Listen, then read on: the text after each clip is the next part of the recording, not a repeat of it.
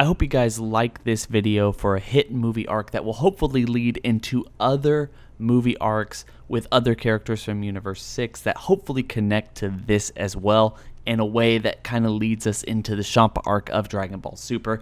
That's my main goal here. Tell me what you think in the comment section below. Tell me if you think I have the right idea, if I have the wrong idea, when this essentially boils down to a massive cold opening to what I perceive this movie actually being. With that being said, let's just get right into this.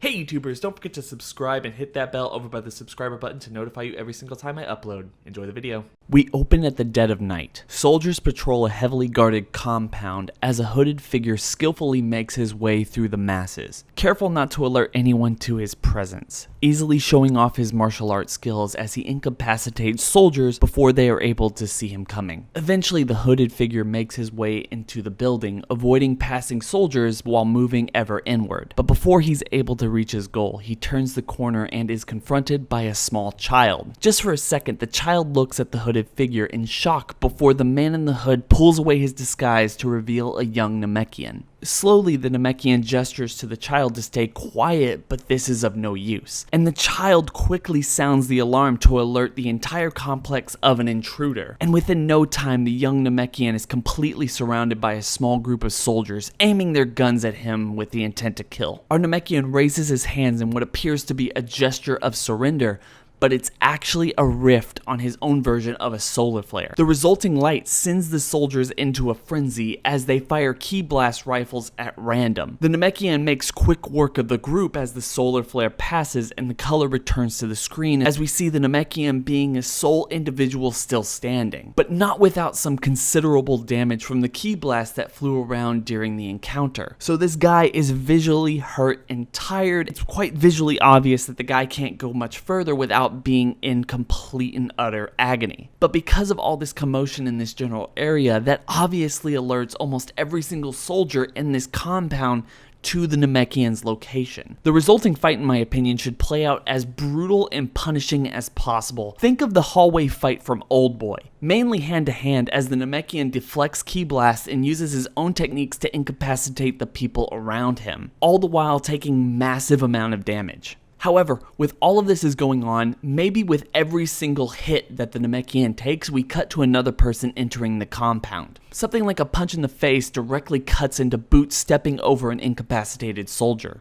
A gut punch leads into hands comfortably resting in pockets, and so on. Ultimately, the Namekain is able to take out everyone who came after him, but he is nearly unable to stand up. And suddenly, the cocking of a gun triggers him to turn around as he's met with another large group of soldiers ready to fire. And as the Namekain braces himself for another fight, the hallway surrounding them begins to splinter into a teal and white glass, enveloping the entire room around them. And without warning, the pattern evaporates and the soldiers all fall into the ground in unison. The Namekain is absolutely shocked at the turn of events, but it isn't long before he passes out from exhaustion. From here, the perspective shifts to an authoritative alien figure barking orders in a fortified room, as the alien leader shouts at his subordinates, desperately trying to get a grasp on the situation. Suddenly, the door in the room bursts off its hinges and flies through the room, taking out a handful of guards positioned in front of it. The alien leader raises his gun towards the intruder, but almost instantaneously drops it. As the camera moves back from his now empty hand, his mouth agape, writhing in pain as beams of purple light surround his entire body. And after a beat, he collapses onto the ground as the camera moves upward the alien's body to reveal Hit,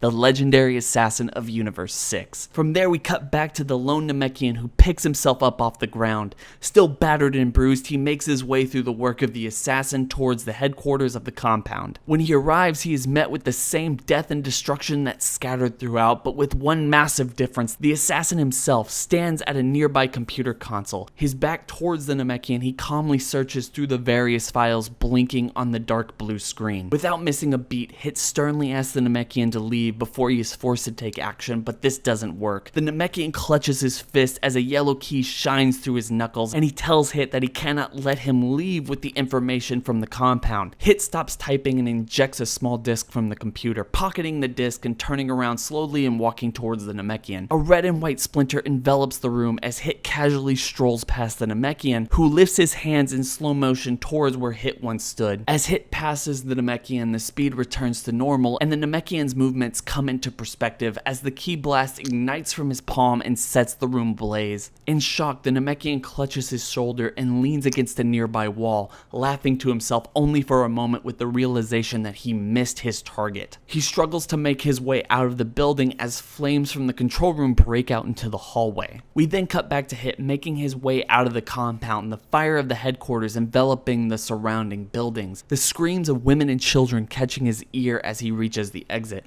With a frown, Hit remains at the exit of the compound as he's slowly surrounded by men, women, and children. The last person who mysteriously appears behind him is the Namekian. With that, Hit makes his way out of the building as the Namekian picks himself up from the ground and shouts at the legendary assassin, but his shouts are silenced by the mass exodus of the people remaining in the compound. With that, we leave the Namekian alone, surrounded by burning buildings as everyone evacuates around him. Hey YouTubers, I hope you guys like that. So this is completely different than anything that I've ever really put out before. I'm not really working on any source material or anything else like that. My goal here is to tell somewhat of a movie or OVA or something with Hit's character that I feel isn't entirely fan fiction-y. I'm not going to have anything that you would really expect here, but I'm also trying to build up a world for Universe 6. I know a lot of people might not understand where I'm going with this, but my main focus here is to really tell a story about Hit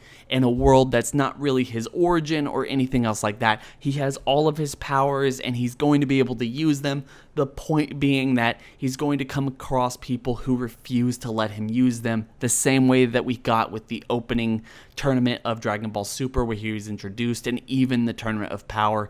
So I hope you guys like this. I know this is basically a long introduction to what amounts as a glorified cold opening to what I want this movie to be, but at the same time, I wanted to give you a really great, if I may, visual opening for what this is and how this actually works. I know I'm kind of leaning very heavily on Hit's abilities here. I want to make it a little fun until we get to a little bit more into this story and exactly why he can't use them and why he doesn't feel the need to use the Tokodabashi or any other thing in his playhouse to help him win the situation here. So I hope you guys like this. At the same time, one of the things I want to do with this is create a narrative that stretches not just with Hit. I also want to bridge this with Kaba and maybe even Frost to tell an interconnected story between these three characters that don't really connect but have a grander meaning for everything that went on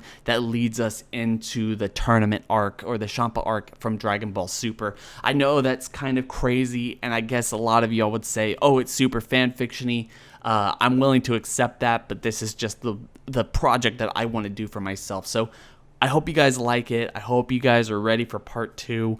Show me the love. Show me the love by commenting, subscribing, liking this thing, hitting that bell over by the subscriber button. Let's get this video to have a lot of views and a lot of interaction, and I will try my best to get out part 2 and part 3 or whatever as soon as possible, and then hopefully jump right into the Kaba special or arc or whatever you want to call it until we get to Frost, and then that kind of leads us into exactly where we were in the Champa arc, something like that. So guys, I hope you guys are enjoying the content. Don't forget to do all that stuff I said in the beginning. It's been real, guys. I'm having so much fun making these pitch videos. That's what I want this channel to be, at least for this foreseeable future, before we get Dragon Ball back, either in the movie or the Dragon Ball Heroes show, or maybe Dragon Ball Super comes back sometime in the very near future. Hope you guys are just having fantastic days. It's been real.